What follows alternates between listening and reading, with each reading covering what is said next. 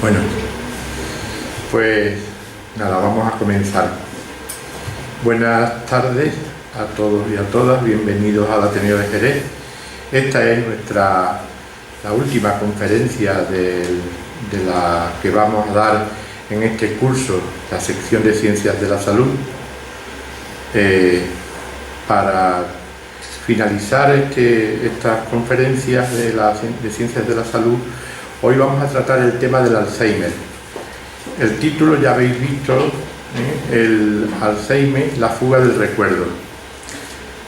No voy a explicar yo qué es el Alzheimer, todo el mundo tenemos una ligera idea o quizás sabemos algunos más sobre el tema, pero de todas maneras tenemos aquí a Juan Carlos Durán, médico, geriatra, que nos va a explicar y nos va a detallar un poco, pues, bueno, qué es el Alzheimer, sus consecuencias, en fin, los problemas con que se encuentran también los cuidadores.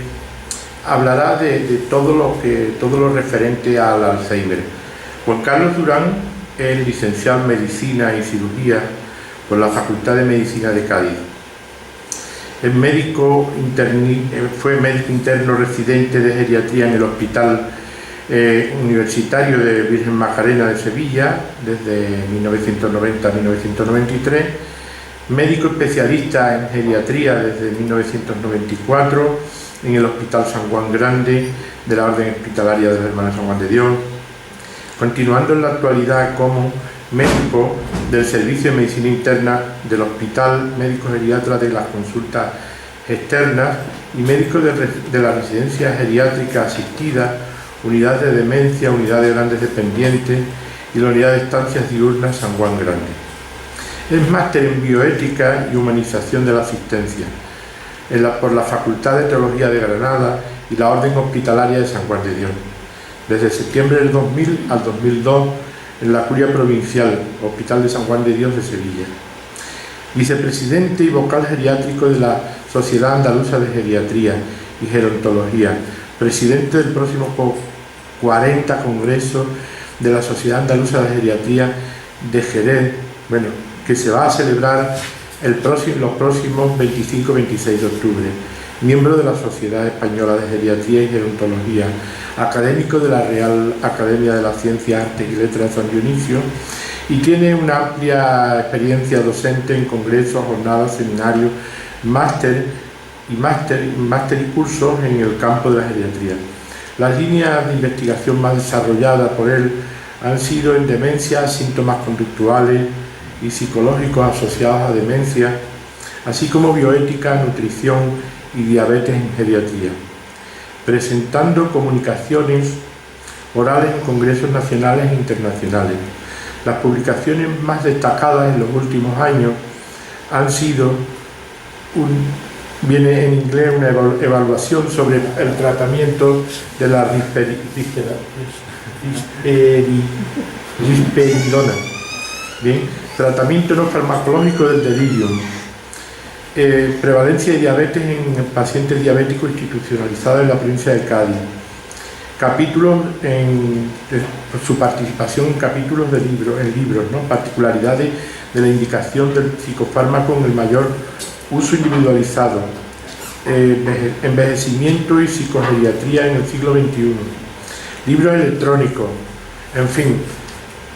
Como veis, él lleva ya 25 años de experiencia como geriatra y nosotros, pues la verdad es que agradecemos vuestra asistencia en un día un poco desapacible, pero bueno, esperemos que Juan Carlos pues nos disipe todas las dudas que tenemos. Así que nuestro agradecimiento es del Ateneo por vuestra asistencia y por supuesto a Juan Carlos Durán por tener la atención que ha tenido con nosotros.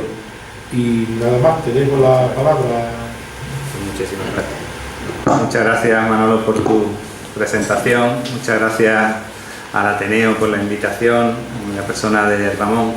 Os prometo que yo no sabía el día que iba a hacer hoy, pero mejor no hemos podido elegir la foto, Ramón. Yo cuando lo vi digo, hoy se vuelan las ideas y salimos volando todos y más negro no puede estar el día. Por eso os agradezco enormemente vuestra asistencia y el esfuerzo que habéis hecho en venir.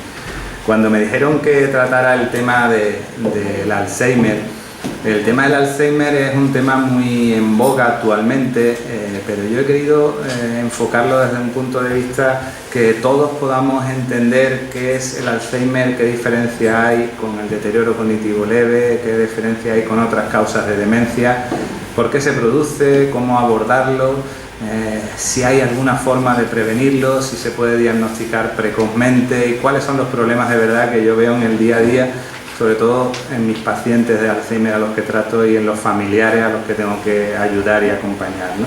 De todas formas, me gustaría que fuera una conferencia abierta y, oye, ya que estáis aquí, habéis hecho el esfuerzo de venir, que lo que queráis preguntáis. Me imagino que las preguntas se hacen después, o si alguien hay algo que no está de acuerdo, que levante la mano y me lo diga, ¿vale? Vamos a hablar del Alzheimer, que es una... Como quieras, yo estoy cómodo. ¿Veis las diapositivas, no? ¿Así la veis mejor? Bueno, vamos a ver. Yo lo que quiero empezar diciendo que vamos a tratar una enfermedad que afecta a la memoria. Y la memoria, nosotros tenemos en nuestro cerebro, guardamos toda la información que vamos percibiendo día a día. Para poder guardar, primero hay que fijar la atención, hay que tener un mínimo de concentración, un mínimo de interés y ser capaz de captar una serie de informaciones que después nos servirán para futuras ocasiones. Esta imagen me gustó mucho porque quiere de alguna manera representar que nosotros en nuestro cerebro tenemos como un archivador con dos grandes cajones. Un primer cajón que es donde guardamos todo lo que necesitamos más a menudo, como todo el mundo hacemos en nuestras casas. En el primer cajón tenemos la memoria inmediata, lo que acabamos de recibir, lo que acabamos de informarnos, lo que nos acaban de decir. Y luego hay un cajón ahí un poquito más al fondo donde vamos guardando todos nuestros textos y ahí es donde tenemos pues nuestros procedimientos, nuestras historias que más nos han impactado, los actos de la vida que más se nos han quedado, y ahí después hay una serie de memorias que nos ayudan a orientarnos, a ir, a movernos, como viene ahí incluso a montar en bicicleta, ¿no? Esto es complejo, pero esto se lleva científicamente a moléculas. Sabemos que existe dentro del cerebro un área muy específica que es el hipocampo, donde hay unas neuronas que retienen de alguna manera esta información para cuando nos haga falta recurrir a ella y verla, ¿no? ¿Y qué pasa con la memoria? ¿Por qué se falla en la memoria? Muchos me dicen, la memoria la voy perdiendo con la edad. Bueno, es que con la edad realmente se pierden muchas funciones y una de las funciones cognitivas que falla es la memoria inmediata.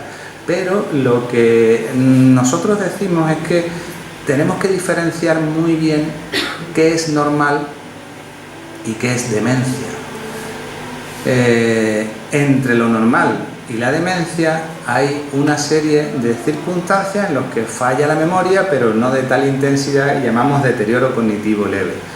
Ojalá esto fuera tan sencillo, que cada vez que viniera una persona a la consulta, en una simple exploración y en una simple valoración cognitiva, pudiéramos decir, usted es normal, no, usted tiene demencia. Esto a veces es muy complicado y se nos hace muy complicado a los médicos porque muchas veces cuando hay un estado anímico depresivo, cuando uno está triste, depresivo, apático, no tiene ganas de nada, se ve claramente que no tiene ganas de concentrarse, que no tiene ganas de atender, que está un poquito pasota, que no graba información y lógicamente falla en la memoria. Eso le ponemos un nombre que es la pseudodemencia depresiva, ¿eh? Ahora hablamos de deterioro cognitivo asociado a la depresión. Y otras veces, habréis oído muchas veces o habréis visto algún familiar o conoceréis a alguien que estaba muy bien y que un día empieza con una fiebre de 38 y a perder la cabeza, desorientarse, confundir, decir tonterías y decir, bueno, se ha demenciado. No, eso no es una demencia, eso es un síndrome confusional agudo que ocurre en una determinada enfermedad. Fijaros qué tontería, una simple infección de orina puede hacer que una persona mayor de pronto pierda la cabeza. Eso no es una demencia, un cuadro confusional, se trata la infección y se trata el problema de la memoria. Por tanto, con esta diapositiva he querido recalcar que hablar de fallos de la memoria y hablar de enfermedades para nosotros los médicos es bien difícil y tenemos que ser muy cautos a la hora de poner una etiqueta, porque lógicamente yo ponerle una etiqueta a un paciente que viene a verme de Alzheimer, entenderéis que estoy en un compromiso bien serio, porque es una enfermedad, como vamos a hablar, con unas peculiaridades importantes. Entonces, a veces requiere varias consultas, a veces requiere un seguimiento evolutivo para ver cómo va cambiando y a veces requiere una exploración más continuada y a veces nos equivocamos. Entonces, esa es la graduación del deterioro cognitivo. Normal. ¿Es normal que una persona con 80 años no acuerde dónde ha dejado la cartera? Bueno, puede ser normal, porque a lo mejor he llegado a casa despistado y si me pasa a mí, le puede pasar a una persona con 80 años. Entonces, lo que sí sabemos es que se hablaba antes de demencia senil y quiero que ese término ya aprendamos todos a desecharlo, porque la demencia senil no es correcto denominarlo así. ¿Por qué? Porque por la edad no hay demencia. ¿Por qué? Porque todos sabemos y todos conocemos a personas con 90 años lúcidas, perfectamente lúcidas. Entonces, el envejecimiento de por sí no quiere decir que una persona se acompañe de una demencia. Hay algunos que sí, porque después lo vamos a hablar, aumenta el riesgo, pero no quiere decir que se acompañe. Entonces, el rendimiento cognitivo se suele mantener hasta edades avanzadas en ancianos sanos y esto depende de lo que trabaje cada uno, su nivel cultural y educativo. Esto que hacéis aquí, de venir al Ateneo y tener charlas toda la semana, vaya a llegar a los 100 años con un nivel intelectual altísimo, es buenísimo. Personas que no cogen un libro, personas que no estudian, personas que no leen, personas que no ejercitan la mente terminará funcionando menos que en personas que sí lo hacen, ¿no? Hay determinados factores que influyen en la capacidad sensorial. Todos sabemos que cuando no vemos bien, no nos relacionamos bien y cuando no oímos bien nos aislamos. Entonces los que están sordos o van perdiendo la agudeza visual tienen mayor riesgo de deterioro cognitivo y de fallos en orientación, en memoria, etc. Está clarísima la vinculación estado afectivo con el nivel cognitivo. Yo veo que mis mayores que llevan mal su vejez, que llevan mal su estado de ánimo y que están depresivos, están mucho peor cognitivamente que los que son optimistas, que llevan bien, que están activos, y eso se ha relacionado.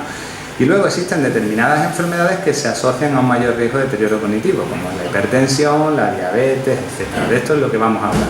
Por tanto, esta primera conclusión que os quiero decir es que con el envejecimiento puede haber más riesgo de demencia, con el envejecimiento puede haber fallos de memoria, pero no por el hecho de envejecer todos vayamos a tener una demencia senil, porque no es así, ¿vale? Entonces, si eso es lo normal, ¿qué es eso del deterioro cognitivo leve? Este término es un término al cual ya por fin le hemos encontrado una precisión, al cual diagnosticamos a personas que tienen fallos en el rendimiento cognitivo, que lo ve la familia, que lo vemos los médicos, pero que no le interfiere en su vida diaria, ¿eh? Entonces yo creo que está mejor expresado sin tanta palabrería como yo lo he escrito aquí. Son personas que incluso ellos mismos vienen a consulta diciéndote: yo vengo porque estoy perdiendo la memoria. Son conscientes de que pierden la memoria. Habitualmente el paciente con Alzheimer nunca es consciente de que falla la memoria. Son los familiares los que se dan cuenta de que está fallando la memoria. Al Alzheimer lo tienen que traer con la Guardia Civil a la consulta, porque él no está malo. El que viene a la consulta diciendo: yo estoy fatal, yo no sirvo para nada, yo estoy perdiendo la memoria, yo cada vez, habitualmente no va a tener un Alzheimer, va a tener otro problema. Eso ya de entrada es algo muy orientativo para nosotros, ¿no? Pero cuando tú lo evalúas te das cuenta de que efectivamente falla la memoria y falla algún otro factor. Hay deterioros cognitivos nésicos con fallos de memoria, otros que son más prácticos con fallos en la construcción, otros que son más lingüísticos y falla lo que es la capacidad expresiva, pero la mayoría son con pérdidas de memoria. Lo importante es que el deterioro cognitivo leve, lo que la define es que la persona que lo padece no le afecta su capacidad para realizar sus actividades diarias y su personalidad se mantiene estable. Es decir, Tengo muchas personas que fallan en su memoria, cada vez más fallan en la memoria reciente, pero pueden vivir solas, son capaces de bajar, de hacer sus compras, de preparar su comida, alguna vez se le olvida lo que tienen que comprar, otras veces se le olvidan lo que le han echado a la comida, pero se desenvuelven solos, entran, salen, se manejan bien. Eso todavía no es una demencia por criterio clínico, es un deterioro cognitivo leve, ¿vale? Entonces, ¿qué es la demencia? Pasamos al siguiente gráfico. He pasado de normalidad, deterioro cognitivo leve y ahora me centro en la demencia. Pues mirad, nosotros los médicos a través de un manual de diagnóstico decimos que la demencia, y ahora aquí usamos un montón de palabrotas, es un síndrome adquirido, lógicamente no es una enfermedad congénita, no son enfermos con problemas mentales de nacimiento, son adquiridos con la edad. Es plurietiológico. ¿Qué quiere decir esto? Pues que no hay una única causa de demencia. Hay muchas enfermedades que nos pueden llevar a desarrollar una demencia. Que afecta a las funciones intelectuales. Casi siempre afecta prioritariamente a la memoria, pero se acompaña de otras funciones intelectuales alteradas, como es el lenguaje, como es la orientación, como es la capacidad visoespacial, el juicio, la abstracción, etc. Que interfiere con la personalidad. Es decir, una cosa muy característica de la demencia es que vemos que su personalidad va cambiando. No solo es la función intelectual, sino su forma de ser, su forma de comportarse. Personas que eran súper educados se hacen mal educados. Si papá nunca dijo una palabrota, vaya cómo está. Si nunca le dijo a una chica guapa cuando la veía por la calle, hay que ver cómo se le van los nombres. Eso es cambios en la personalidad, ¿no? Con el nivel de conciencia conservado, porque si no sería un síndrome confusional agudo, y de carácter persistente, porque si no sería un cuadro amnésico transitorio. Entonces, para diagnosticar a una persona de una demencia tiene que cumplir todos estos criterios diagnósticos, ¿vale? Y cuando hablamos de demencia, lo primero que decimos es que es plurietiológico, que puede haber muchas causas. ¿Qué es lo que pasa? Pues que la causa más frecuente de demencia es la enfermedad de Alzheimer. Pero hay otras causas de demencia. Están las demencias vasculares, cuando hay problemas de arteriosclerosis cerebral, cuando hay infartos cerebrales o microinfartos cerebrales, esa es la demencia vascular. Hay una demencia también degenerativa que llamamos de cuerpos de Lewy, que cursa con mucho parkinsonismo, es decir, rigidez, temblores y alucinaciones. Hay otra demencia asociada a Parkinson, que le ocurre a los enfermos de Parkinson en los estadios más avanzados. Hay una demencia que aparece en pacientes que tienen problemas de tiroides. Un hipotiroidismo severo maltratado puede llevar a una demencia. Hay demencias de orígenes infecciosos que dan unas mioclonías tremendas. Os recordaréis la época que se escribió porque hubo varios casos de enfermedad de las vacas locas, el Creutzfeldt-Jakob, ¿no? Conclusión, hay muchas causas de demencia, pero hoy el título teníamos que ponerlo a la que más suena, a la que más conocéis, a la que más tratamos, que es la demencia de Alzheimer. Por tanto, concluyo, diferencia entre normalidad, entre deterioro cognitivo leve, entre demencia, y Alzheimer es una causa de demencia, la más frecuente. No usamos el término que mucho se habló antes de demencia senil, ¿de acuerdo? Y el Alzheimer, por tanto, es una demencia degenerativa, primaria, de etiología desconocida, aunque vamos avanzando más, que tiene un curso clínico muy característico. Fijaros, vamos a ver, cuando alguien llega y me dice: vengo para que veas a mi madre porque desde el Jueves Santo por la tarde empezó a perder la cabeza. Habitualmente yo pienso que eso es un problema vascular, algo agudo, algo que ha ocurrido ahí. Porque el Alzheimer, como enfermedad neurodegenerativa que es, su inicio suele ser insidioso, casi no te das cuenta, nadie sabe cuándo. ¿Cuánto tiempo lleva con fallos de memoria? 3 meses, 6 meses, 1 año. No tenemos un inicio claro. Y el curso, desgraciadamente, es lentamente progresivo. Las demencias vasculares, inicio agudo y curso fluctuante, tienen lagunas, tienen días muy buenos que parece que están muy bien y días como hoy que a lo mejor están nublados y con lluvia que están totalmente desorientados, confusos o muy parados. Esa es la demencia vascular, no es el Alzheimer, que afecta a las funciones intelectuales, sobre todo a la memoria, y que en el curso evolutivo desestructura la personalidad, produciendo lo que llamamos síntomas conductuales y psicológicos asociados a la demencia, que después hablaré, ¿no? Es de tal intensidad que interfiere en el desarrollo de sus actividades diarias. Actividades diarias, no puede seguir haciendo lo que habitualmente hacía, no puede vivir solo porque no sabe comprar, no sabe cocinar, no sabe vestirse, coge la ropa de forma inadecuada, etc. Esto sería una demencia degenerativa tipo Alzheimer. Y se llama Alzheimer pues, por este señor, por Alois Alzheimer, que fue un psiquiatra alemán de principios del siglo pasado, que se trabajó con Kraepelin, otro muy famoso, en el Hospital Psiquiátrico de Múnich, y que su tesis doctoral la presentó en 1906 haciendo una comunicación sobre una enfermedad a la que su compañero Kraepelin le denominó enfermedad de Alzheimer. Lo hizo con microscopía electrónica. Si nos situamos históricamente, era la época donde don Santiago Ramón y Cajal, a través del microscopio, empezó a estudiar las neuronas y las enfermedades neurológicas. Alzheimer lo que describió fue un caso clínico de una señora joven, se llamaba Auguste D, se conserva su apellido por la inicial, que se dio cuenta que empezó teniendo amnesia, que son fallos de memoria, que se acompañó de afasia, aprasia y agnosia. Eso quiere decir que no sabe bien coordinarse, no sabe bien manejarse, se desorienta, que va teniendo un impacto funcional y un declive progresivo. Y en su curso evolutivo empezó a tener delirios celotípicos, conductas inapropiadas, es decir, tenía muchos celos, no se comportaba bien, presentaba irritabilidad, agresividad, delirios paranoides, apatía, deambulación errática, y terminó inmovilizada, caquética, con incontinencia, y falleció. Entonces Alzheimer lo que pidió permiso a la familia de Auguste D y estudió su cerebro, y como no había entonces fotografía, lo dibujó.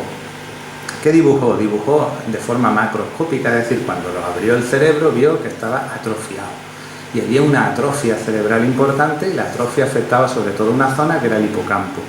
Y cuando lo cortó el cerebro en esa zona del hipocampo y lo vio al microscopio, describió que había dos lesiones, unos ovillos neurofibrilares y otras placas neuríticas. Y eso, que describió Alzheimer en 1906, es lo que hoy conocemos como la causa de la enfermedad de Alzheimer y el diagnóstico anatomopatológico del Alzheimer. Esto sería ya visto hoy con un microscopio electrónico, ¿vale? Pero realmente del Alzheimer no se volvió a hablar hasta que personas famosas padecieron Alzheimer. Es decir, desde 1906 hasta la década de los 80-90 del siglo pasado, cuando Rita Hayworth o cuando Ronald Reagan tuvo Alzheimer, es cuando explosionó el estudio de esta enfermedad. Es decir, tuvo que pasar casi un siglo para que alguien famoso tuviera Alzheimer y nos preocupáramos en investigar qué es esta enfermedad, por qué se produce y tal. Hubo una explosión de estudios, de investigación en la década de los 90, a principios del 2000, después en España, pues bueno, también tenemos ahora mismo famosos como, falleció ya, ¿no?, Adolfo Suárez, nuestro primer presidente de la democracia, padeció Alzheimer. Pascual Maragall padeció Alzheimer, está la Fundación Pascual Maragall, están las asociaciones de familiares. Cuando hay una persona de estas que afecta a una enfermedad, se genera un mayor impacto y se generan fondos y recursos. Desgraciadamente ahora veo que está bastante paradito el tema de investigación de Alzheimer, pero bueno, ahí eso quería que lo supierais. Uy, perdón, esto le he dado yo algo que se me ha ido. Voy a cerrar esto porque yo quería seguir ahí. Vale, pues esa es la enfermedad de Alzheimer y esa es la historia de la enfermedad de Alzheimer. Pero yo quería hablaros un poquito para ir aclarando de algo que me interesa mucho, que es el diagnóstico precoz. ¿Cuándo empezamos a sospechar que una persona tiene un Alzheimer? Mirad, esto, la Alzheimer Association describía los 10 signos de alarma de la enfermedad de Alzheimer para que la población supiera que si viera que su familiar tiene pérdida de memoria que afecta su capacidad laboral, dificultad para llevar a cabo las tareas familiares de la casa, problemas en el lenguaje importantes, que su lenguaje se vea muy reducido, que no encuentre las palabras correctas, que se pierda, desorientación en tiempo, en el lugar, que su juicio sea cada vez más pobre o tenga problemas en pensamiento abstracto, que las cosas todas las tenga mal ordenadas, que cambie mucho su humor y su personalidad y que tenga una pérdida de iniciativa importante y que no sea capaz de organizarse.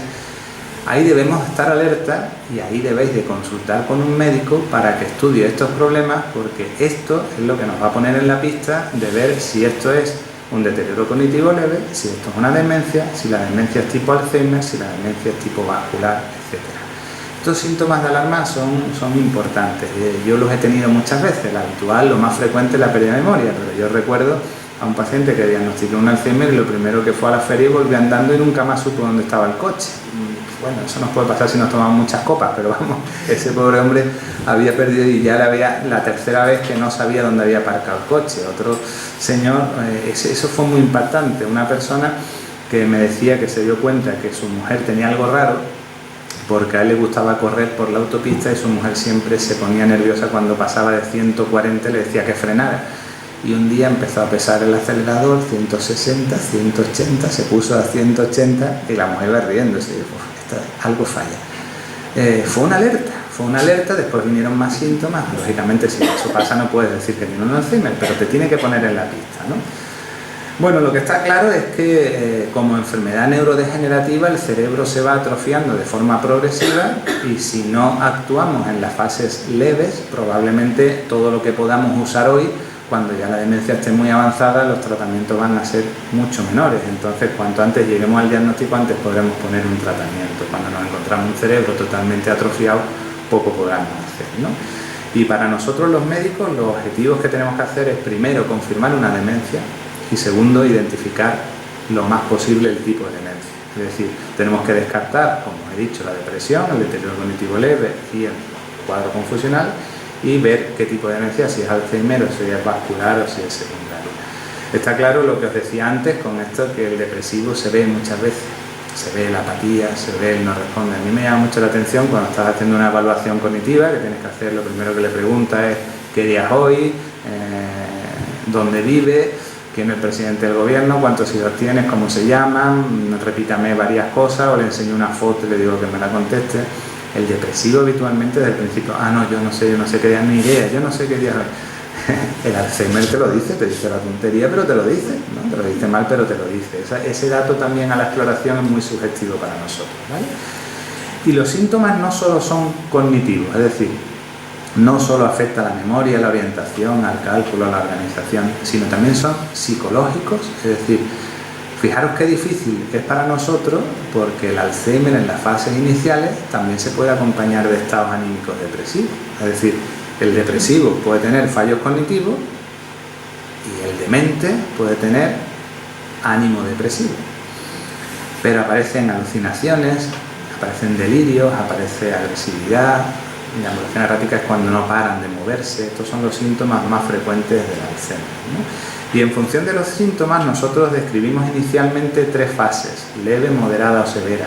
Leve es cuando afecta a la memoria, a la orientación, al lenguaje y empieza a afectarle en lo que llamamos actividades instrumentales, es decir, el manejo del dinero, se lían con los euros, con los billetes, las compras, no saben hacer las compras adecuadas, a veces que hay que tener mucho cuidado porque hacen compras compulsivas, compran demasiado de algo que no hace falta y se olvidan de lo más básico, ¿no? En esta fase leve parece que son algo conscientes y a veces su estado anímico falla, es el trastorno más frecuente. Cuando la enfermedad desgraciadamente va progresando, en la fase moderada se afecta ya la memoria mucho más, la desorientación mucho más, ya no son capaces de emitir un juicio y ya necesitan ayuda en actividades más básicas, como es el vestirse, el seleccionar las ropas, el arreglarse. Ahí es cuando empieza a aparecer la alergia al agua, como yo le digo, no quieren ducharse, pero si yo ya me duchaba, me voy a duchar otra vez. Y después ahí es cuando empiezan a las alteraciones en la comida, no saben comer bien, comen con las manos, comen cosas que no deben comerse, etcétera, ¿no? Y aquí es la fase dura, es la fase donde aparecen las alucinaciones, los delirios, la agresividad, que después comentaremos. Si sigue su curso evolutivo el Alzheimer, llega a una fase más avanzada donde ya el deterioro cognitivo es global, no son capaces prácticamente de emitir algunas palabras y ya necesitan ayuda para todo. Aquí ya, más que síntomas psicológicos, aparecen rigideces, flexiones, engarrotamientos, parkinsonismo, alteraciones de la marcha, caídas, etc., ¿no? Hoy en día hay otra clasificación que estamos utilizando más, que se llama FAS, que la describió este autor americano, Barry Reisberg, que se basaba en la retrogénesis. Simplemente lo traigo para que veáis una cosa muy curiosa. Y Reisberg decía de que los niños, lo que empezaban a los 3 meses a sostener la cabeza, luego a sonreír, luego se mantenían sentados, luego empezaban a caminar al año, decían algunas palabras, papá, mamá, decían ya con 15 meses 5 o 6 palabras, y así es comilón, además de papa decía huevo y decía otras cosas. Empezaban a controlar primero la caca, luego el pis, luego se bañaban solos, se vestían solos, seleccionaban su ropa solos y ya, bueno, ya hay que darle la paga con 10, 12 años, ¿no? Pues Reifer decía que la demencia era justo al inverso, es decir, en las fases incipientes empiezan con fallos en su trabajo, fallos en sus aficiones, fallos en el manejo de la finanza, fallos en la selección de su ropa apropiada. Ya cuando empiezan a no poder vestirse solos ya hablamos de una fase más moderada, y cuando ya su habla se limita, están incontinentes, no pueden caminar y tal, estamos en una fase severa. Esta es la fase FAS de la Functional Assessment de la demencia, que da 7 fases: la 1 es normal, la 2 deterioro cognitivo leve, la 3 incipiente, 4 leve, 5 moderada, ya moderada, severa y severa. Nosotros, además de esto, cuando la fase está muy avanzada, uno de los problemas que tenemos más frecuentes cuando atendemos a personas con demencia degenerativas tipo Alzheimer es que empiezan las complicaciones de la demencia, y muchas veces me dicen: ¿qué tiempo estimas que puede vivir un paciente con Alzheimer? Pues bueno, desde la fase de diagnóstico inicial hasta la fase severa, el tiempo estimado hoy en día son 10 años. Y muchas veces llega la fase avanzada y dice: bueno, esto ya es el final, ¿no? Se sabe que en el FAS 7, que es la última fase evolutiva de la clasificación, el tiempo estimado es 1 año. Pero ahí siempre aparecen unos datos clínicos que para nosotros son muy significativos de fase final de la enfermedad. Aparece la dificultad para tragar, lo que llamamos disfagia o orofaringia, se atoran con muchísima frecuencia, sobre todo por los líquidos. Al no tragar bien, no comen bien y tienen malnutrición. Aparecen infecciones de repetición, respiratorias, porque ese atoramiento lleva infecciones urinarias. El paciente ya no se mueve, están inmovilizados, se quedan engarrotados, adquieren una posición fetal. Ese inmovilismo suele llevar al desarrollo de úlceras por presión, y todos estos datos clínicos para nosotros son muy significativos de fase final. Esto quiere decir que para un clínico que atienda a un paciente con demencia, el manejo va a ser muy distinto en la fase inicial, en la fase moderada, en la fase severa y en la fase final. Y cada fase necesita atenderlo con sus problemas. Después podemos hablar un poquito más, ¿vale? Bueno, os veo un callado, ¿eh? No sé, no he visto a nadie roncando todavía. Esta parte está más iluminada que esta y estáis ahí un poquito más protegidos para no ver, pero bueno. Vamos a ir hablando ahora de qué es el Alzheimer. Ya lo he dicho, una demencia degenerativa. Sabemos lo que dijo Alzheimer, la descripción patológica, pero ¿a qué se debe? Pues mirad, hoy en día sabemos de que es una enfermedad que es edad dependiente, es decir, a mayor edad, mayor riesgo de desarrollar demencia. Es lógico, es decir, todas las enfermedades degenerativas aumentan su frecuencia con la edad. Aumenta la osteoporosis, que es la degeneración del hueso, aumenta la artrosis, que es la degeneración de las articulaciones, aumenta la demencia, que es la degenerativa. El problema es que vemos dos tipos de Alzheimer. Un Alzheimer de aparición precoz, que suele aparecer en la década de los 70, y un Alzheimer de aparición tardía. ¿Por qué se ven dos tipos de Alzheimer? Pues porque depende del tipo que sea, más relacionado con la edad o más relacionado con la genética. Con la genética habitualmente aparecen en edades más precoces, y hay determinadas alteraciones cromosómicas que se saben relacionadas y vinculadas al Alzheimer. Son casos raros en los que hay alteraciones en el cromosoma 1, 14 o 21 que facilita la degeneración del cerebro, y otros que afectan a un tipo de apoproteína, que es una lipoproteína que está en el habréis hablado mucho y hablar del colesterol, pues un tipo de colesterol que está en nuestras neuronas, que cuando falla un tipo cromosómico se deposita esa proteína más y desarrolla el Alzheimer más bien tardío. Entonces, por una parte esos serían los factores probados, y otros que son probables. ¿Qué decimos probable? Pues que cuando se hace un estudio estadístico y se estudia, se ve que las mujeres tienen más frecuencia de Alzheimer que los hombres. Aquí hay más mujeres que hombres, no os asustéis. Los hombres tenemos más demencias vasculares y encima nos morimos antes. Entonces es normal que las mujeres que sois más fuertes y vivís más años tengáis más riesgo de desarrollar Alzheimer. No sé qué va a pasar dentro de unos años, porque los hombres que tratamos ahora eran fumadores, ahora las mujeres fumáis más que los hombres, en fin. Este tema no sé si va de alguna forma relacionado con el sexo o es simplemente estadística, ¿no? Se sabe que cuando no se trabaja la mente hay más riesgo de demencia. En nivel cultural bajo parece que hay más riesgo que en nivel cultural alto, pero si le ha pasado a Ronald Reagan, si le ha pasado a Adolfo Suárez, si le ha pasado a Pascual Maragall, está claro que no nos libramos nadie. El ánimo depresivo desarrolla mayor demencia. Decía antes que los depresivos tienen fallos cognitivos, sí, pero si no se tratan, yo también veo que las depresiones crónicas de años de duración terminan al final desarrollando una demencia degenerativa. Y parece ser que es que la degeneración del cerebro es más frecuente en el circuito límbico, que es donde se desarrollan las emociones, está muy vinculado al hipocampo y parece que vincula también la atrofia. Está demostrado porque hay una demencia que ocurría en los boxeadores, que tienen muchos traumatismos craneales, era la demencia pugilística, y parece que tienen más riesgo los que tienen traumatismos craneales previos. Se sabe que el Alzheimer está vinculado a algunas infecciones, se hablaba de virus, ahora hay unos estudios de investigación curiosos que la han relacionado con la gingivitis, es decir, personas que tienen muchas infecciones en la boca tenían mayor riesgo de desarrollar demencia. Parece que hay una bacteria que vincula, pero bueno, no asustaros, que son estudios de investigación, ¿no? De todas formas, la etiología seguimos diciendo que no se sabe exactamente su causa. ¿Y cómo se produce? Pues mirad, la enfermedad de Alzheimer es un problema de depósito de proteínas anormales en el cerebro, en determinadas zonas cerebrales. Y esas proteínas anormales producen o bien un tóxico directo sobre la neurona que la destruye, o bien una alteración en lo que es la neurotransmisión, es decir, esas sustancias que comunican una neurona con otra.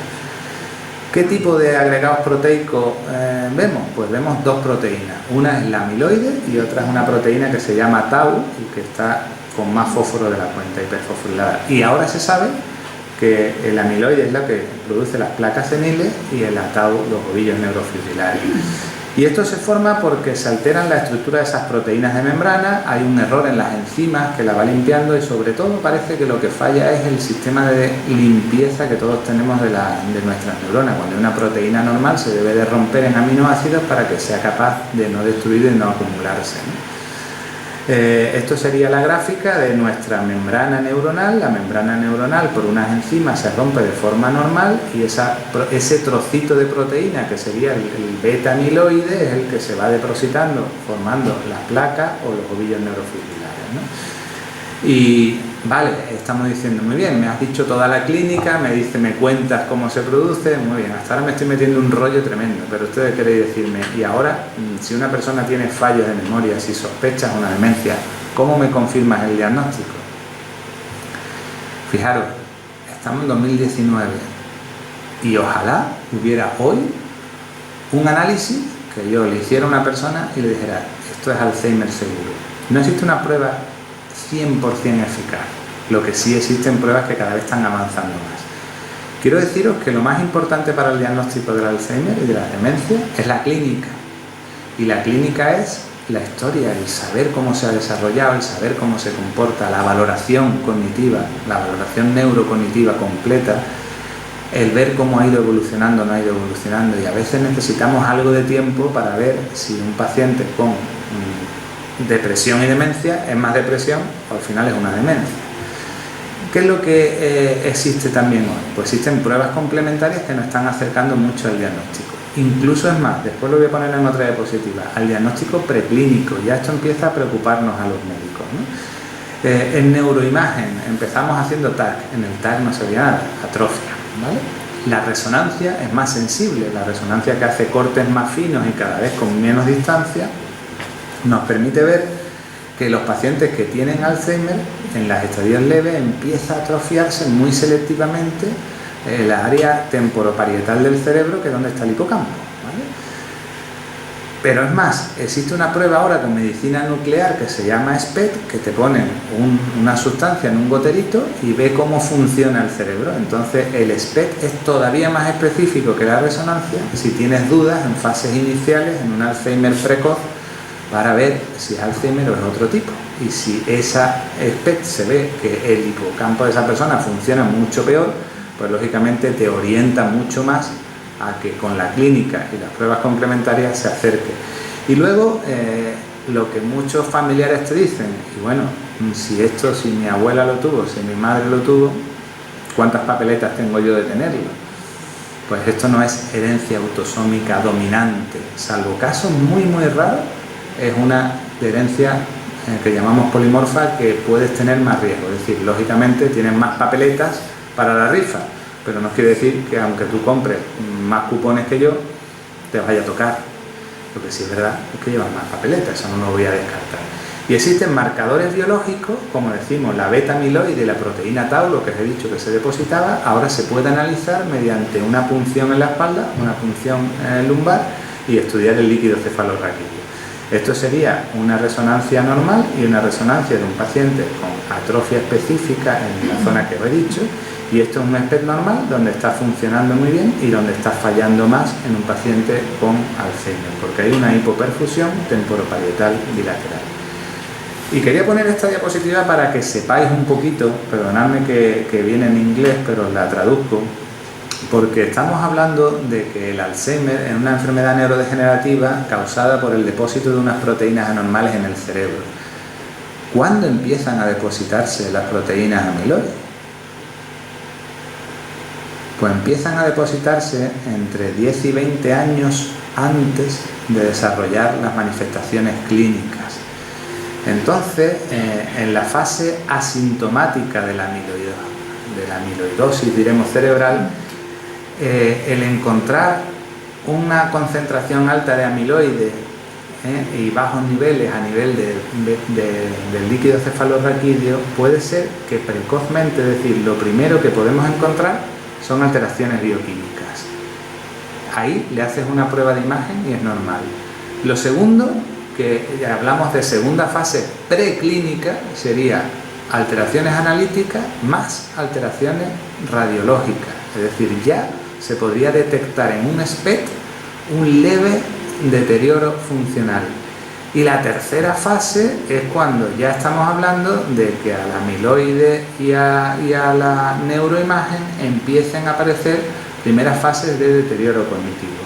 Deterioro cognitivo que en un principio podríamos decir que sería leve y después Alzheimer, de forma de que desde que empiezan en el tiempo, en esta curva del tiempo, desde que empiezan a depositarse amiloides, a degenerarse el cerebro y a aparecer manifestaciones, podemos hablar de que estamos pudiendo ya hoy diagnosticar Alzheimer 10 años antes.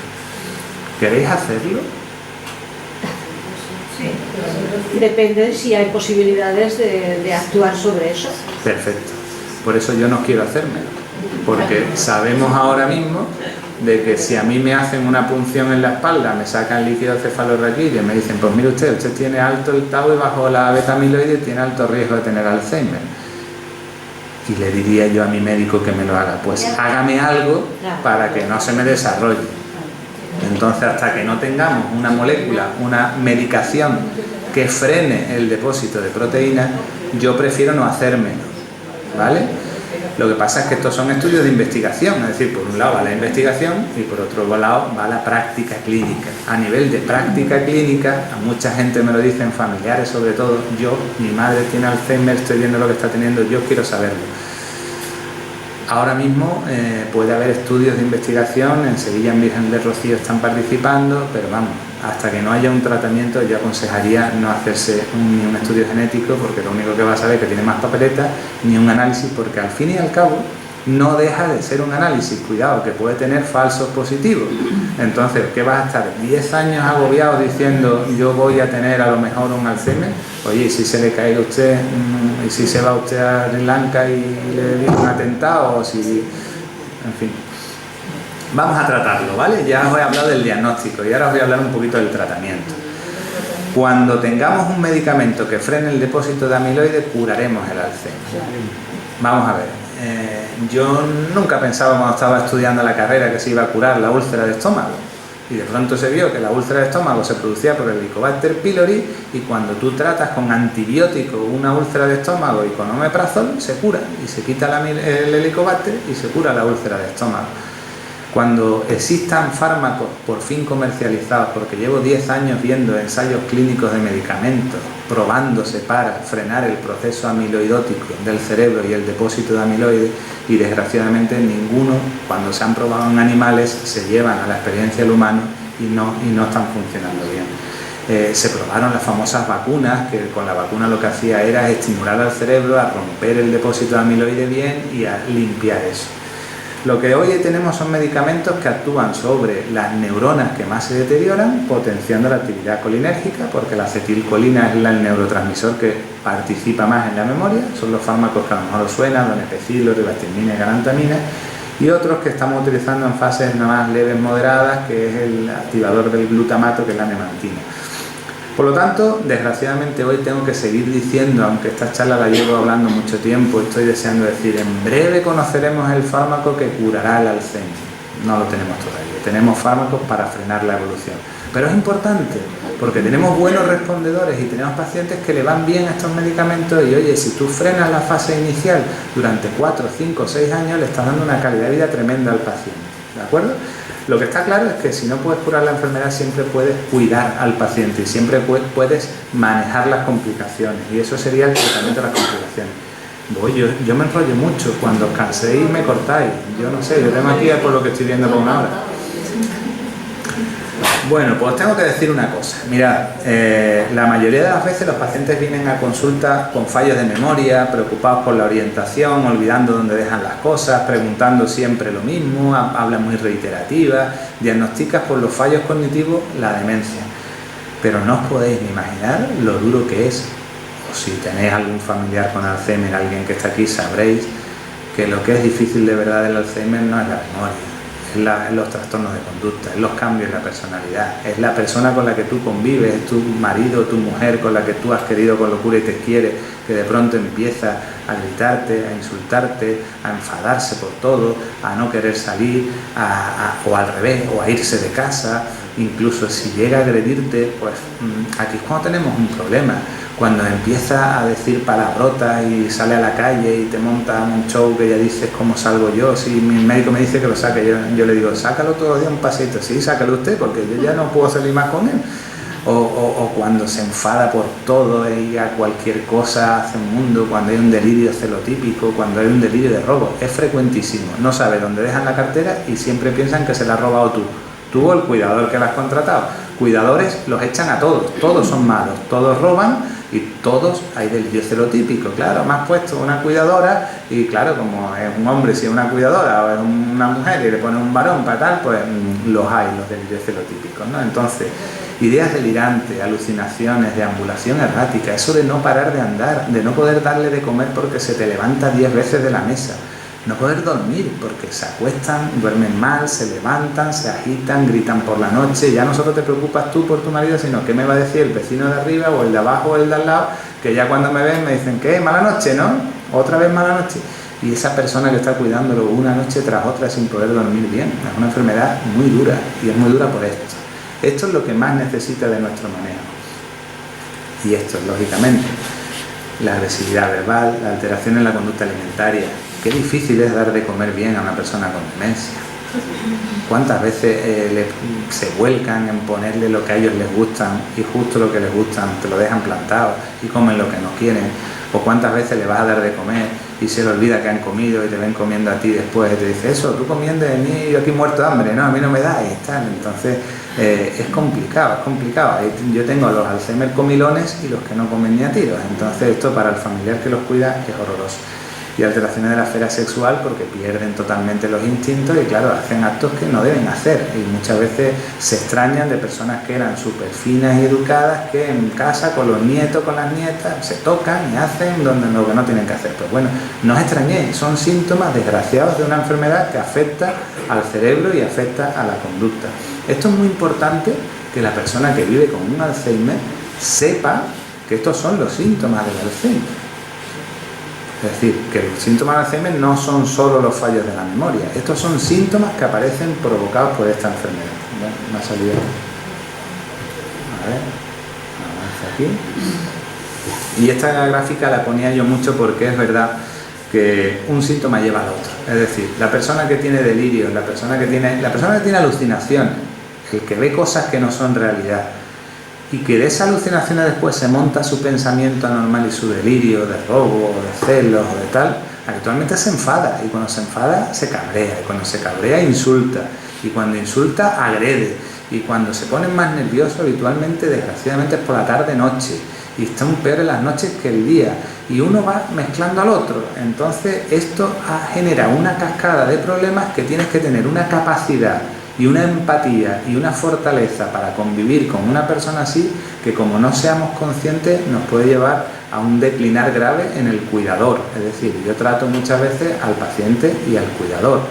A mí me han dicho, y una frase que fue muy dura, decir que el Alzheimer desgraciadamente es la enfermedad en la que el paciente muere dos veces. Primero muere su mente y luego muere su cuerpo.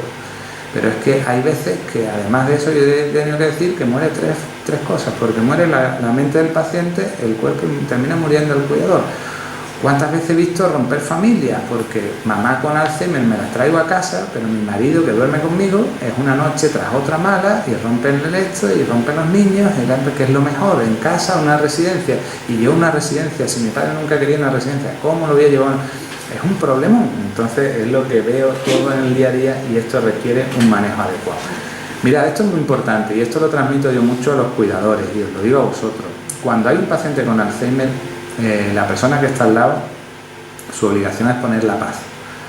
Y esto es muy difícil, pero no puedes perder los papeles. Tú tienes que estar al lado, tienes que acercarte, ver si te deja tocarlo o no te deja tocarlo, mirarlo sin miedo, pero no mirarlo de forma desafiante, siempre a la misma altura, nunca estar en una altura superior porque le puedes dar miedo. A veces hay que transmitir tranquilidad, darle la mano, a veces hay que cambiarlo de ambiente cuando están en un entorno, si están en una habitación sacarlo, cuando están viendo algo raro cuando hablan continuamente de que es que se va mamá, me voy porque mi madre, a mí cuando me dice una persona de 90 años que me voy corriendo del geriátrico porque mi madre está sola, pues bueno, si estuviera la pobre madre sola con 120, pues bueno, vamos a ver, ¿no?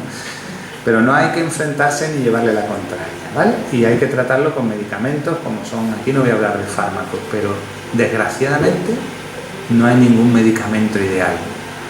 Hay veces en que tú pones el medicamento que sabes, neuroléptico es la haloperidol, la risperidona, la quetiapina. Damos estos medicamentos para controlar esto y te puede producir un efecto rebote, los puedes bloquear. Parece que cuando le da la pastilla se ponen peor, o al revés, o se quedan demasiado dormidos, yo tampoco quiero tenerlo dormido, o cuando ya lo has controlado de pronto empiezan a apagarse mucho y tienes que bajar la dosis. Esto es complicadísimo. Lo más difícil es encontrarle a cada uno la tecla desafinada que tiene para ajustárselo y ver cuál es el que mejor responde, ¿no? Lo que está claro es que los neurolépticos para los que mejor van es para los delirios, alucinaciones, etc. Pero es que es muy importante lo que llamamos tratamiento no farmacológico. El tratamiento no farmacológico, yo digo que durante el día pues tenemos que evitar cosas excitantes, el café, el tabaco, realizar ejercicio físico. Se ha visto que el sol es bueno y un problema de los Alzheimer a veces es que no salen a la calle, no les da el sol. Y se sabe que el mejor sol es el del atardecer. Parece que estimula una glándula que tenemos, que es la glándula pineal, que produce una sustancia que es la melatonina, que ayuda a conciliar bien el sueño. Si no vemos el sol, no sabemos si es de día o de noche, nuestro cerebro no percibe esa información y no duerme bien. Tenerlos ocupados. Mira, yo hay una cosa que he aprendido mucho de la práctica, siempre se dice, todo el mundo tiene que hacer actividades mentales y todos tienen que hacer crucigramas, sopa de letras, todos tienen que cantar y tienen que bailar. Mi padre no ha bailado en su vida, si es que no ha escrito un crucigrama en su vida, pues todo el mundo tiene que hacer lo que le guste hacer. El Alzheimer debe hacer las cosas que se le den bien, que le gusten y que estén ocupados, ¿no? Por la noche, pues bueno, por la noche no le des de comer demasiado, no te agobies con la comida, evite que vea la televisión, porque la televisión además que hay programas de diálogos, bueno, los programas que llevamos 2 días viendo los debates donde uno le dice al otro de todo menos todo bonito, entonces a veces mejor la música clásica, relajante, en tono, ejercicio respiratorio, en fin, esto ojalá funcionase, ¿no? Lo que está claro es que es muy importante la rutina y vemos que un problema de los Alzheimer, cuando son en esta fase difícil y tú ya no puedes más, la familia dice, bueno, pues vamos a turnarnos y lo llevamos 1 mes cada uno. ¿Qué le pasa a ese paciente con demencia que cambia de su entorno, de su rutina, de su cama, de su cuarto de baño? Se desorienta mucho más. Lo ideal para él es conservar lo máximo posible la misma rutina, ¿vale? Y la misma rutina no solo de espacios, sino también de horarios. Y el dormitorio, que sea solo para dormir. Yo digo que eso lo he comentado muchas veces, que si tienes un Alzheimer en casa, lo ideal es que tengas 2 cuartos, uno para dormir y otro para jugar. Para jugar, bueno, si los niños tienen un cuarto de juego, el Alzheimer tiene que hacer algo, entonces dale paños, dale ocupaciones, que coja libros, que lo desordene, que lo ordene, que abra los cajones, que te cambie 10 veces el armario, algo tiene que ocuparse, ¿no? Y lógicamente las terapias, la estimulación cognitiva, los talleres de memoria, los talleres de reorientación temporal espacial, de lenguaje, de psicomotricidad, la fisioterapia, las manualidades, la laborterapia, la risoterapia, la musicoterapia. Si supierais todo lo que hace de positivo esto en estos pacientes, es altísimo. Mi experiencia me dice que desgraciadamente cuando más hacen es en las fases leves moderadas. Lógicamente en una fase avanzada esto funciona peor. Y en las fases leves moderadas a veces no quieren ir o el mismo familiar le cuesta llevar. Entonces, si diagnosticas precozmente, inicias un tratamiento, incluyes en un centro de día donde haya todas estas actividades, probablemente esa persona va a ir mucho mejor y va a estar más tiempo estable en una fase leve y va a tardar más en llegar a una fase moderada que si no lo hace, ¿no? Y muchas veces dicen, bueno, y diagnosticas un Alzheimer, ¿y yo esto cómo lo llevo? ¿Y yo qué recursos tengo? Bueno, pues los recursos hay que ayudarles también a que sepa lo que hay. Hoy en día, si tienes un paciente con una demencia en casa, lo primero que tienes que hacer es valorarlo por la ley de dependencia, que le den el máximo grado de dependencia, porque en función del grado de dependencia podrás optar a un recurso. Recurso que podrá ser económico, de ayuda, o recurso que podrá ser asistencial, centro de día o residencia. Cuanto más grado dependiente, más recursos. Desgraciadamente veo que esto es talento, se tarda muchísimo, desde que diagnostica hasta que te valora el trabajo social, llega a Cádiz, valoran la dependencia en Cádiz, te llega a tu casa la carta con el grado de dependencia que te dan y tal. Desgraciadamente estamos viendo, y nos pasa que a veces cuando llegan al centro de día, llegan en una fase avanzada, pero es que lo pidió hace 2 años. Es la administración y ojalá esto mejore, ¿no? Lo que está claro es que los políticos tienen mucho que hacer y nosotros tenemos que pedir lo que lo hagan, ¿eh? Y gracias a Dios es una de las enfermedades en las que las asociaciones de familiares de Alzheimer mejor funcionan. Llevan ya muchos años la Asociación de Familiares de Alzheimer en Jerez funcionando, tienen un equipo buenísimo de trabajo, tienen una asociación muy buena, tienen un centro de día estupendo. Y yo creo que si hay alguien con problemas, yo aconsejo que se acerquen allí a Puerta del Sur porque es donde más apoyo podrán recibir, ¿no?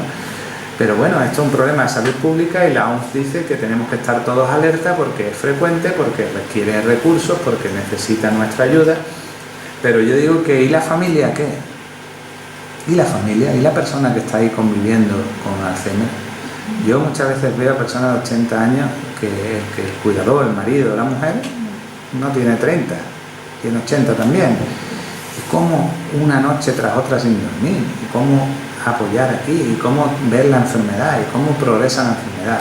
Yo a veces digo que estas personas tienen el cielo totalmente ganado, porque yo no conozco otra enfermedad igual para cuidar que una persona con Alzheimer.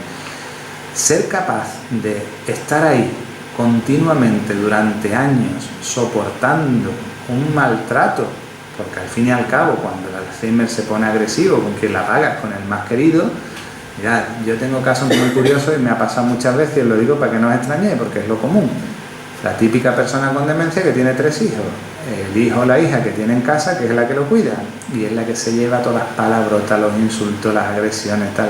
Viene el hijo de fuera, la carita es sonriente, qué bueno está, pero si mamá es estupenda, si mamá no dice nada, mamá está ese día, ha visto algo diferente, eres lo diferente, igual que cuando llega al médico. Te llaman para una consulta a domicilio de una persona que lleva 7 noches sin dormir, gritando, agresivo, no sé qué, y el hombre ya le saluda, me da la mano, quiero usted un cafelito, digo, mira qué bueno se pone. Eso es lo típico, ¿vale? Cuando hay síntomas conductuales que lo sepan, que sepan manejarlo, que tengan recursos, que enseñarle a utilizar los medicamentos, enseñarle a manejarlo. Y a veces también veo que cuando más sufren es cuando más avanza la enfermedad, cuando ya no pueden darle de comer, cuando ya se atoran continuamente. Acompañarle y estimularle psicológicamente porque los remordimientos que quedan son altísimos. Yo que trabajo también, como ha dicho Manolo en Juan Grande, en la parte de residencia, he vivido los grandes remordimientos con lo que se queda un familiar cuando mete en residencia a un paciente con Alzheimer. Y yo lo entiendo, porque es que es como mi fracaso, es decir, yo que llevo 8 años cuidándolo, ya no puedo más. Ya llevo tomando yo pastillas para mí, para la depresión, para mí, para la ansiedad, pero no tengo fuerzas para seguir cuidándolo y me he decidido, después de 2 años de pensármelo, a ingresarlo. pero yo no me puedo ir de la residencia, yo tengo que estar aquí con él, buscarme una camita al lado porque no, es que usted no puede estar aquí, es que la residencia es para los pacientes, ¿no? Para los enfermos, para los mayores, ¿no? Lo pasa peor el familiar que el Alzheimer, y esos son los movimientos que hay que reconocer, saber y manejar y tratar, ¿no? Tenemos que aportarle la información pausada. Este es un problema que veo yo con mucha frecuencia. Internet es buenísimo, las asociaciones de familiares son buenísimas, estas charlas divulgativas son buenísimas, pero claro, yo os he contado el Alzheimer desde la fase inicial hasta la fase final. Vosotros cuando empezáis a leer y estáis diagnosticando un Alzheimer en fase leve, cuando sabéis lo que va a venir después, esto es duro. Tranquilidad, hay personas que tienen trastorno de conducta y otros que no. Hay personas que son tranquilas y otras que son muy inquietas. Hay los que comen bien y los que no. Hay los dormilones y los que no duermen. No sé cómo va a ser. Hay personas que yo he tratado Alzheimer que le ha tocado la lotería porque son risueños, por lo que le da es por reír o por cantar. Y digo, ¿y canta bien? No, canta malote. Pues entonces ha tenido usted suerte, ¿eh? Si el hombre le da por cantar y fuera Pavarotti, pues bueno, hay que asesorarle de todos los recursos. Y yo creo y estoy convencido de que al ser una enfermedad incurable tenemos mucho que hacer en cuidados. Y lo que llamamos cuidados paliativos que nacieron para el cáncer, tenemos que seguir aplicándolo y en esta enfermedad más que nunca, porque son enfermedades duras. Y estos pacientes deberían de recibir también cuidados paliativos en domicilio, desde la fase leve hasta la fase final. En las fases leves el tratamiento va a ser más de la demencia que paliativo, pero en las fases finales necesitan mucho de cuidados paliativos porque ya ahí es más de cuidado que de medicación, ¿vale? Es lo que quiero decir. Y lógicamente después de la muerte muchas veces hay un duelo que a veces hay que acompañarla. Y bueno, ya termino mi charla con algo que me preguntan muchos familiares, y si me imaginaba que pudiera venir algún familiar, la pregunta de siempre es, bueno, y si ahora me has dicho que no hay nada para tratarla, para curarla, ¿se puede evitar la demencia? ¿Qué creéis? ¿Se puede evitar la demencia? Que es la pregunta que me hacen. Vamos a ver, el Alzheimer, cuando tiene una base hereditaria y una alteración cromosómica y un depósito de amiloide y se está desarrollando, es difícil de evitar. Pero lo que sabemos es que sobre todo las demencias de aparición tardía, los Alzheimer de aparición tardía, son muy mixtos, tienen el componente degenerativo y el componente vascular. Y sabemos que ese componente vascular arteriosclerótico se puede prevenir un poco. Y sabemos que llevando una dieta saludable, con consumo abundante de frutas y de verduras que están enriquecidos en vitaminas, en vitamina B12, que funciona muy bien en el cerebro, la necesitamos, en vitamina D, en vitamina C. El ejercicio físico. Hay multitud de trabajos que han demostrado que las personas que hacen ejercicio físico tienen menos demencia que los que están sin hacer nada, llevando una vida sedentaria. Han demostrado que el ejercicio físico mejora la oxigenación neuronal y mejora el funcionamiento de las neuronas. El alcohol en dosis muy pequeñitas puede ser hasta bueno, pero cuidado, no os quedéis con que el alcohol es bueno, porque es bueno una copita, ¿vale? El exceso de alcohol es muy malo para el cerebro. Hay que evitar el consumo de alcohol. Pero si una persona es moderada y se toma una copa, que no lo deje porque es bueno. El tabaco se ha demostrado ser malo, produce arteriosclerosis, y aunque hubo un trabajo que salió hace muchos años que los fumadores tenían menos Alzheimer, tal, lo que se ha visto es que los fumadores morían antes, no llegaban a edades avanzadas, tenían más demencias vasculares y tenían menos Alzheimer. Controlar la tensión arterial, controlar el colesterol, controlar la diabetes. Y quiero lanzar una píldora porque lo acabo de leer no hace mucho y me ha llamado la atención y es verdad. Cuidado con las personas mayores que nos obsesionamos en tratar el colesterol y están tomando estatinas, medicamentos para el colesterol, y ya el colesterol empiezan a tenerlo muy bajo, porque se ha visto que las personas que tienen el colesterol muy bajo tienen mayor riesgo de demencia que los que tienen normal. ¿Por qué el colesterol bajo? Pues parece ser que, como sabéis, el colesterol es necesario también para la neurona. Y el colesterol es una molécula que tenemos en todas nuestras neuronas protegiéndolas. Cuando no hay colesterol, la neurona también se puede esterar. Por tanto, que no esté muy alto, pero que tampoco esté bajo. Y se ha visto que las personas que son optimistas que las personas que son divertidas, que las personas que se relacionan, que las personas que salen, que tienen una vida activa, tienen menos demencia. Entonces, esto que lo estoy diciendo yo y diréis, mira qué bonito lo que dice, no lo digo yo, lo dice la Asociación Mundial de Alzheimer, que dice que existen estudios que han demostrado que no se puede hacer nada contra la genética ni contra la edad, pero una buena educación, fármacos para la tensión, una dieta rica en pescados y en vegetales, un alcohol moderado, fármacos como las estatinas si el colesterol está alto, como los antihipertensivos si la tensión está alta, etcétera, puede reducir y retrasar la aparición de Alzheimer, mientras que los fumadores, los que están hipertensos, los que tienen riesgo vascular, los que llevan una vida menos saludable, tienen mucho mayor riesgo de desarrollar una demencia. Y por último os traigo un estudio de investigación que me encantó, que se llama Finger, no es por dedos, sino es porque lo hicieron los finlandeses, una intervención para ver si se podía prevenir el deterioro cognitivo. Y hicieron dos grupos, en función de los que bebían mucho alcohol, hipertensos, obesos, diabéticos, tal, y los que no se hacía nada. A un grupo se le estuvo estudiando durante 24 meses, tardó 2 años. A un grupo se le hizo una dieta más adecuada, más rica en frutas y verduras, se le hizo un programa de actividad física, se le hizo un programa de entrenamiento cognitivo en 9 sesiones y un manejo de los factores de riesgo vascular. Y al otro se le hacía manejo normal.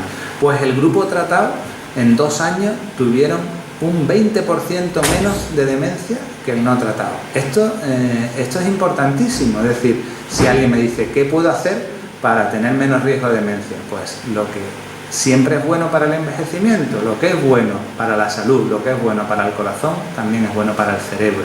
Por tanto, mi final de la charla es que yo creo que, además de daros las gracias por escucharme en nombre de Alzheimer, tenemos todos la labor de hacer una promoción de la salud, en una dieta adecuada, en hacer ejercicio y en relacionarnos. Por favor, reíros, pasadlo bien. Vamos a vivir 3 días. No estemos amargados pensando, porque lo que todo el mundo que ha tenido un familiar con Alzheimer me dice es: yo voy a tener Alzheimer, estoy agobiado, me va a fallar la memoria, cada vez estoy más torpe, estoy sugestionado, me quiero estudiar los cromosomas. Y yo le digo: mira, antes de estudiarte los cromosomas, pásatelo bien, diviértete, tómate una copa, come bien, come buenas verduras y haz algo de ejercicio físico, porque está demostrado que previene el Alzheimer. Muchas gracias.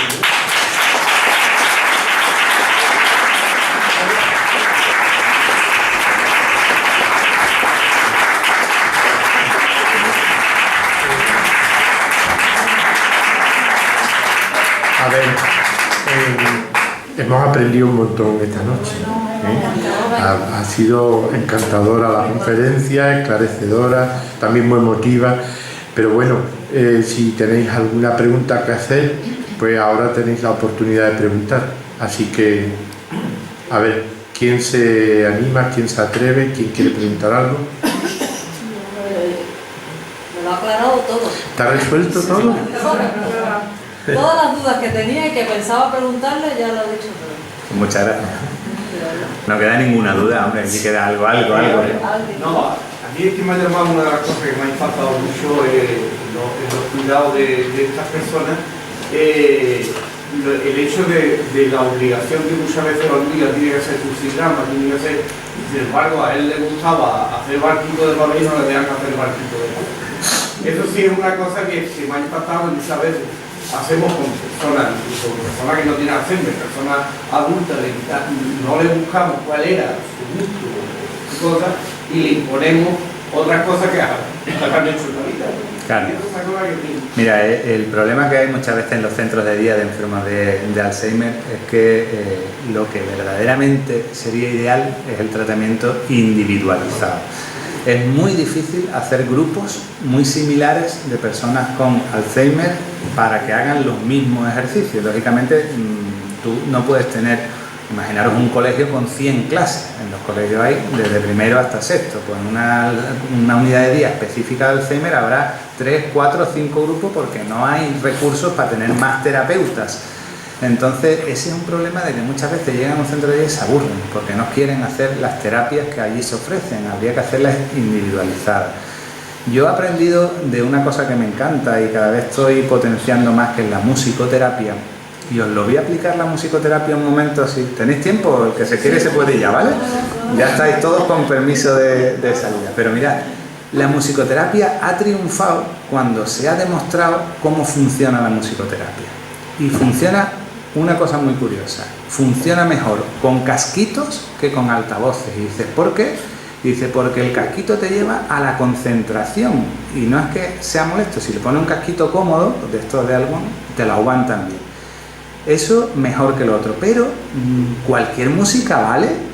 La musicoterapia, que es poner música clásica, que ponemos Vivaldi 4 estaciones, ponemos el Adagio de Albinoni para que estén tranquilos, ponemos a Beethoven para que suba.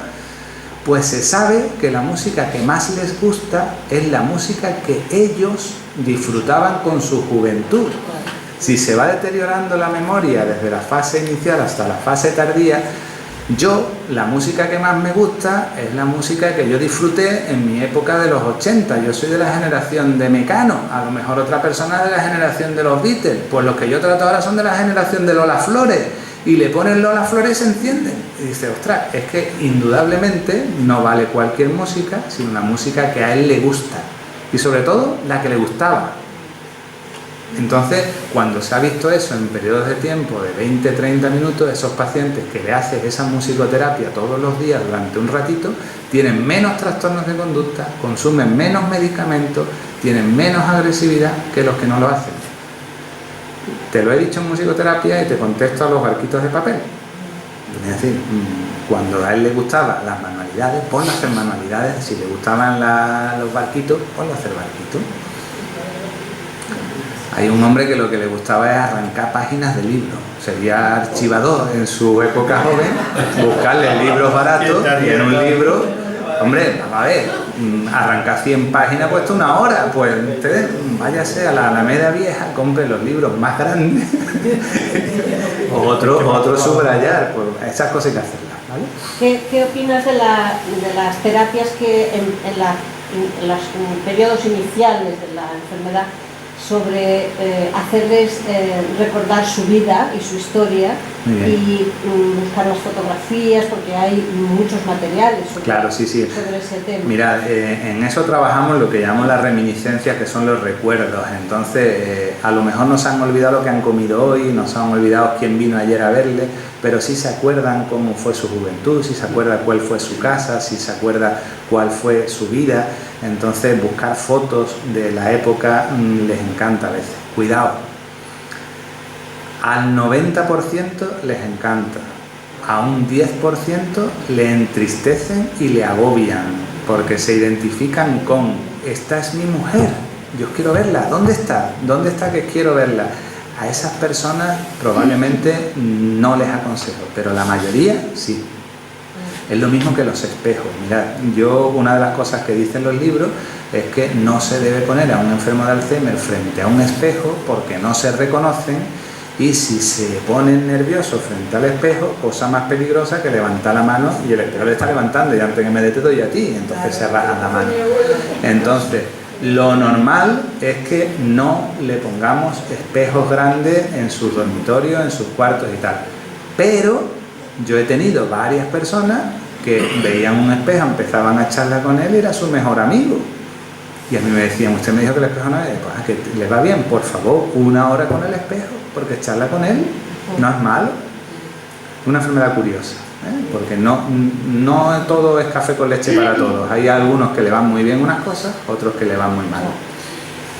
De todas maneras, esa orientación que es bueno saber conocer estos recursos, porque como tú dices, bueno, a lo mejor yo lo pongo delante del espejo y me responde bien, o a lo mejor me responde agresivo, pues ya sé que no tengo que tengo que utilizar otra cosa, ¿no? Como por ejemplo decía ahora Teresa, ¿no? Es decir, a lo mejor le recuerda su vida y no, pero sí que los cuidadores tendríamos que tener en cuenta o saber todas esas cosas. Es decir, que dices bien que es bueno acudir por lo menos a las asociaciones también, indiscutiblemente al geriatra, pero todas esas cosas, por ejemplo, son interesantes saber manejarlas o saber tener la respuesta. A lo mejor tú lo pones y dices, oye, pues es verdad que se ha puesto agresivo, es verdad, pero yo he ido o me he informado y sé que a lo mejor me lo pongo delante del espejo y podía responder como ha respondido agresivamente, pues ya sabes que no lo puede, pero también tener cierta idea para también después saber manejar, ¿no? Más anécdota que os puedo contar si os sirve de experiencia. ¿Tenéis alguien a vuestro cargo cuidado de pacientes con Alzheimer o no? Sí. Mirad, uno de los problemas más comunes es que no duerman bien y al que está al lado le pone nerviosísimo. Yo muchas veces pues le dice, bueno, vamos a empezar con media pastillita, ¿no? Que de lorazepam. ¿Y qué hago con la otra media? Tómesela usted. Porque muchas veces, sin querer, el que está al lado, cuando no duerme bien y se mueve y tal, está despertando más a la enfermedad. Déjalo. Curiosamente, duermen a lo mejor 2 horas, sumas y al día duermen 6 horas, pero la persona que está al lado lo que quiere es acostarse a las 11 y levantarse a las 7. Eso es imposible para una persona de esta enfermedad. Es muy difícil, es muy difícil. Ellos tienen un sueño desestructurado. La comida, la guerra con la comida. Como falla la memoria reciente, tú le vas a dar de comer, no quiero, no tengo ganas. ¿Qué es lo peor que puede hacer? Pelearte, insistirle, cómetelo si es lo que te gusta. No pelees, déjalo ahí. Se le va a olvidar que se lo has puesto, uy mira, y al rato a lo mejor se lo va a comer. No hay que echarle demasiado cuenta. Necesitamos que sepan que hay esta enfermedad y dejémosle algo hacer. Van mejor con menos rigidez, con una rutina, con un algo, pero con menos rigidez. Claro, yo lo que pienso es que ya que no hay solución al tema, para mí lo más importante es que la familia, la gente que cuida a enfermos de este tipo, tengan apoyos, que no haya una persona que se ocupe de eso, que normalmente somos las mujeres y a veces son los hombres los que cuidan a sus mujeres también, que se pasan años también, hombres o mujeres, pero que no sea una persona, que eso en esta sociedad que estamos tan aislados y que es una sociedad muy individualista, que ya lo de la familia extensa pues se ha acabado, hay que encontrar una solución a eso, ya que nos da tanto sentimiento de culpa ingresar a un enfermo de Alzheimer, ¿no? Que está basado también en la moral que tenemos, también en los valores de esta sociedad, ¿no? Pero es que lo que no puede ser es que todo el mundo se ponga enfermo con el enfermo de Alzheimer. Es que hay que apoyar eso y cambiar algo en eso. Es lo que yo pienso que tenemos que incidir socialmente. Todos los recursos son pocos, está viendo más, se está potenciando, salió la ley de dependencia, creíamos que iba a ser, pero lo que habéis dicho algunos es que tarda mucho, entonces habrá que agilizar, habrá que buscar más recursos. Todos tendríamos derecho a tener un cuidador, ese cuidador debería de estar de alguna manera ayudado. La ayuda social a domicilio que nos pone el ayuntamiento a veces es muy corto. A mí me dicen es que para 2 horas que van a casa no me es suficiente. Yo necesitaría un cuidador por las noches para poder dormir. Yo llego a ver también una cosa que también es mala. Los familiares de Alzheimer a veces se hacen tan obsesivos del cuidado que muchas veces le dices tú al familiar, usted lo que necesitaría es salir una tarde, búsquese un amigo, váyase a tomar café. Y cuando salen y lo logras convencer después de 2 meses, es que lo pasé fatal, me estaba tomando el café y no podía, me tenía que ir otra vez con él, ¿no? Es decir, es ya dependencia. Es que eso pasa incluso con padres, que yo lo he pasado con mis padres, con mi madre, es dependencia, que no tenía Alzheimer, pero era mayor y me manipulaba mucho emocionalmente en ese sentido, ¿no? O sea que con las personas mayores puede pasar también aunque no tengan Alzheimer. Sí, tú no te puedes ir porque siempre te sientes como que tienes que estar allí, ¿no? Y esa fase de la vida es muy difícil cuidar a las personas. Ahí tiene que haber más ayuda, más ayuda. Bueno, yo de Alfa la Barca, la asociación de la barca. más fuerte. Sí. De la Asociación de Familiares y Enfermos de Alzheimer de la zona rural. Y pues como se dice, bueno, muchas gracias por la... Gracias a ti. Y es un sitio pues donde se imparte terapia no farmacológica a través de talleres de estimulación cognitiva. Y como bien ha dicho usted, los talleres el taller, por ejemplo, de la reminiscencia, la musicoterapia, que está demostrado que pacientes que recuerdan el antaño. En este caso nosotros, por ejemplo, tuvimos un paciente que, bueno, nos vino de un familiar que nos decía que no dormía por la noche y que tenía que hacer algo. Empezó a traerlo al centro y lo único que piensa ahora es que qué tiene que hacer mañana en el centro, ¿no? Ya duerme, muy bonito. Claro. La actividad durante el día es que si no hace nada durante el día se duerme de día, y si duerme de día no duerme de noche. Y como bien dice la señora, la enfermedad del Alzheimer es una enfermedad que evidentemente al principio tiene cierta lucidez pero llega un momento en el que ellos no son conscientes de padecerlo, realmente lo aparece son sus familiares y sus cuidadores. Entonces es muy importante delegar todo lo que se puede, tanto en los centros de día como en los cuidadores, los diversos familiares, porque no se puede acaparar al 100%, se puede tener por afecto a la persona, porque tu familiar tú puedes estar con ella y quieres estar con ella las 24 horas, pero evidentemente tienes que delegar porque te acapara emocionalmente, pues como se me dice, afanamecer y toda la AFA de la asociación. Pues más mérito tiene la barca también. En la zona rural tenemos como pequeñito, pero bueno. ¿Y hacéis talleres individualizados específicos para personas que han vivido en la zona rural y que estén acostumbrados a trabajar el campo? ¿Hacéis alguna huertoterapia? Intentamos hacer que algo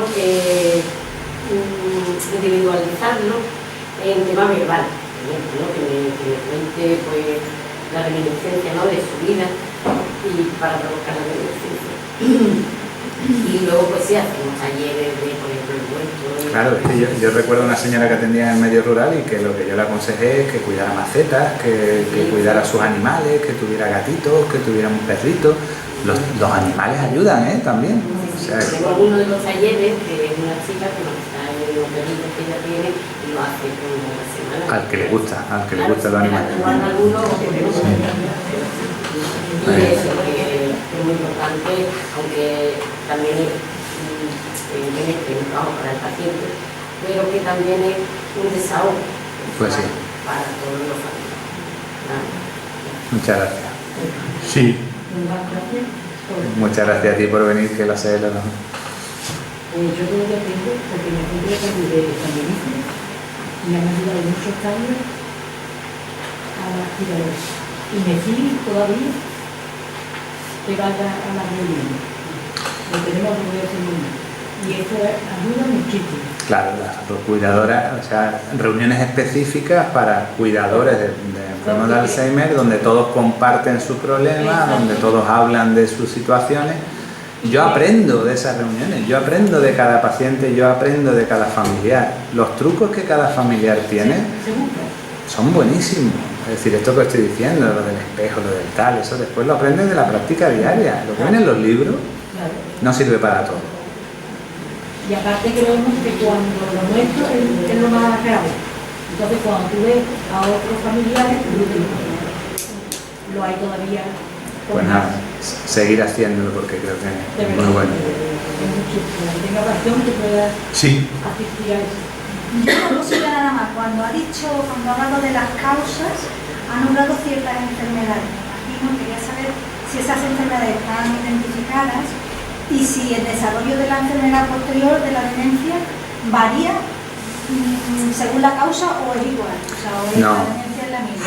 No todas las demencias son iguales, cada demencia es diferente y tiene sus peculiaridades, ¿no? Cuando yo he hablado de causas de demencia, que es lo que tenemos que hacer cuando estudiamos a un paciente con demencia, es descartar qué tipo de causa la puede provocar.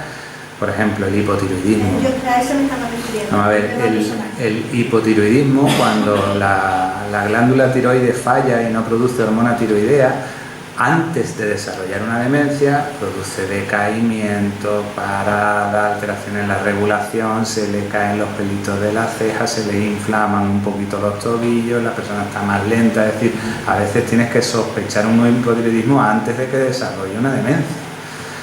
Hay unas demencias de causas endocrinas por déficit de determinada sustancia, por ejemplo el ácido fólico o la vitamina B12. Hoy en día uno de los medicamentos más consumidos es el omeprazol. El omeprazol produce alteraciones a nivel de estómago, en algunos altera la vitamina B12. Otro medicamento que se usa mucho para la diabetes, la metformina, altera la B12. Entonces hay que hacer análisis de B12 porque te puedes encontrar una sorpresa de que una persona que está empezando con fallos de memoria sea por un déficit severo de vitamina B12. ¿Por qué es importante esto? Porque estas son las pocas demencias curables. Yo no sé, lo comento ya como petit comité. Una de mis mejores experiencias me pasó con una persona de Trebujena que vino con un hipotiroidismo severo y una demencia. Claro, empiezas a ponerle Leutirós, empiezas a subirle la dosis, empieza tal. Lo curé de la demencia, me vino medio Trebujena a la consulta a ver si la curaba. Solo curé a ese, porque era una demencia curable, ¿no? Los Alzheimer no se pueden tratar con un problema, que no se vaya a tomar nadie la pastilla del otro, porque lógicamente el Leutirós solo sirve para el tiroideo. Bien, ¿alguien más quiere decir algo? Sí, yo quiero darle las gracias porque ha sido muy interesante y estoy muy de acuerdo con esta señora de que yo tenía cantidad de preguntas que hacerle, pero ha sido tan interesante la conferencia que las ha contestado usted. Pues muchísimas gracias. Muchas gracias. Muchas gracias a vosotros, de verdad, por venir, sobre todo de venir el día que habéis venido, con la que estaba cayendo. Bueno, pues esto ha sido posible gracias a la generosidad de doctor Juan Carlos Durán, también a la iniciativa de la sección de Ciencias de la Salud del Ateneo. Aprovecho para decir aquí que quien tenga interés de tratar temas de Ciencias de la Salud puede hacerse socio del Ateneo e incorporarse a la sesión. O sea que más fácil, imposible. Antes de terminar, yo quiero decir dos actividades más que tenemos esta semana. Mañana, en el Archivo Municipal, en colaboración con el Archivo Municipal del quinto ciclo del Espejo de la Memoria, tenemos una conferencia, exposición sobre las actas capitulares que hay de nuestra ciudad, que creo que data la más antigua de 1400 y pico, y podremos verlas, bueno, no tocarlas, pero sí verlas en el Archivo Municipal. Va a ser a las 7:30 de la tarde, a la que estáis todos invitados. Y también el viernes, siguiendo con el tema de la Semana del Libro, el Aula Atenea y la sección de poesía, han organizado una exposición, Las que escriben, dedicada a mujeres poetas de Jerez, y se va a finalizar esta actividad el viernes con las poetas Pepa Parra, Maribel Tejero, Elisa Constanza y también Isabel de Rueda con música, y será a las 7:30 también de la tarde, a la que estáis invitados. Y dicho esto, bueno, pues deciros que le voy a entregar, como hacemos normalmente con nuestros conferenciantes, una pequeña litografía de su participación, de su paso por el Ateneo, al cual de verdad agradecemos. Y bueno, si ha tenido tanta aceptación, lo mismo te fichamos para otra cosa, para el curso que viene, relacionándolo con el Alzheimer, relacionándolo con algo de ciencia de la salud. Muchas gracias, muchas gracias.